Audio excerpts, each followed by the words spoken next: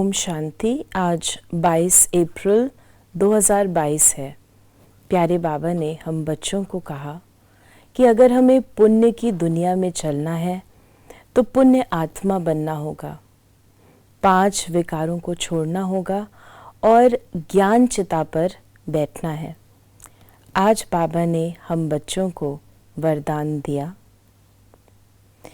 अपने ऑक्यूपेशन की स्मृति द्वारा मन को कंट्रोल करने वाले राज योगी भव।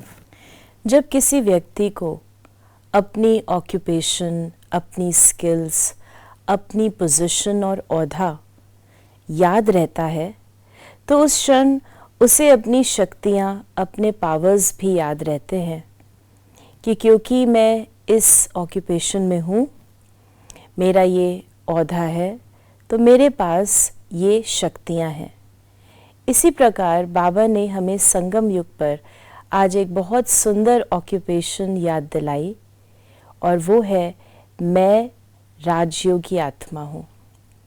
जब हम इस ऑक्यूपेशन को बार बार बीच बीच में सारे दिन में याद करते हैं तो हमें ये स्मृति आ जाती है कि मैं राजा हूँ इस शरीर का, इन कर्मेंद्रियों का, सूक्ष्म इंद्रियों का। मैं आत्मा मालिक हूँ और मालिक कभी अधीन नहीं होते। हमारी स्मृति ही सीट है।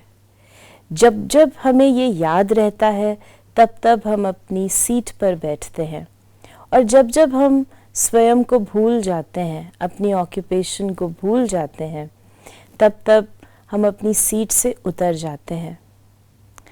दुनिया में भी जब कोई अपनी सीट पर नहीं होता तो उसका कोई भी कहना नहीं मानता और वो खुद भी स्वयं को पावरलेस, शक्तिहीन महसूस करता है। तो बाबा ने आज हमें एक सहज विधि बताई है कि सारे दिन में बीच बीच में हम स्वयं को याद दिलाएं कि मैं राजयोगी हूँ और राजा बन के, स्मृति स्वरूप बन के बैठेंगे तो हमारा मन हमारे कंट्रोल में आ जाएगा। राजा के पास रूलिंग पावर और कंट्रोलिंग पावर दोनों होती है। हमारे चाहने के बगैर हमारे मन के विचार, हमारे वचन यानी बोल और कर्म व्यर्थ नहीं जा सकते और अगर व्यर्थ जा रहे हैं इसका मतलब ये है कि हम नॉलेजफुल नहीं हैं, राजा नहीं है। तो आज सारे दिन स्वयं की ऑक्यूपेशन को स्मृति में लाएं, स्मृति स्वरूप बन सीट पर बैठ राजा बनकर कर्म करें।